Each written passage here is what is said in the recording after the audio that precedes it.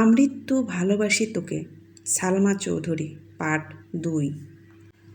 আবির মাকে রেখে এসেছিল সেই যৌবনের প্রথম দিকে, যখন তার বয়স ছিল 18। সে সময় মা ছিল তার একমাত্র বন্ধু, আর আজ সে 24 বছরের যুবক। এতগুলো বছরের একটা দিনও বাদ যায়নি যে সে মায়ের সাথে ফোনে কথা বলেনি। বাড়ির সকলের সাথে মোটামুটি কথা বলার চেষ্টা করেছে।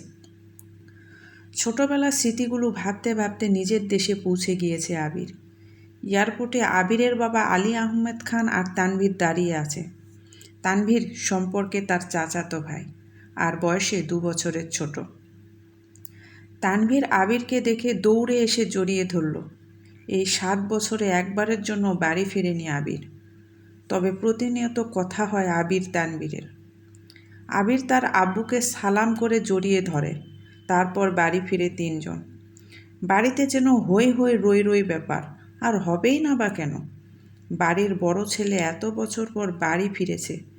রান্নাঘরে বাহারি রকমের রান্নার ধুম পড়েছে মা চাচিদের। হঠাৎ দরজায় আবিরকে দেখে সবার মধ্যে হইচই শুরু হয়ে গেছে। আবিরের আম্মু দৌড়ে এসে জড়িয়ে ধরলেন ছেলেকে।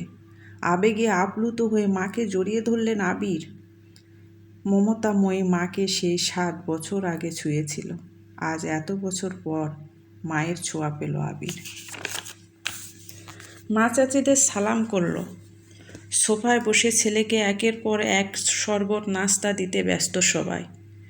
এর মধ্যে উদয় হলো মিম আর আদির। মিমের বয়স 14 বছর আর আদির বয়স 10 বছর। আদি এবারের সবচেয়ে ছোট। আবির যখন দেশ ছেড়েছেন তখন আদির বয়স ছিল মাত্র 3 বছর। ভিডিও কলে দেখতে দেখতে ভাইকে সে একটু একটু চেনে। দৌড়ে এসে জড়িয়ে ধরেছে ভাইকে। আবিরও জড়িয়ে ধরেছে আদিকে। মিমও আবিরের পাশে বসেছে। খোশ গল্প করছে সবাই মিলে। গল্পটির পরবর্তী পার্ট খুব দ্রুত নিয়ে আসব।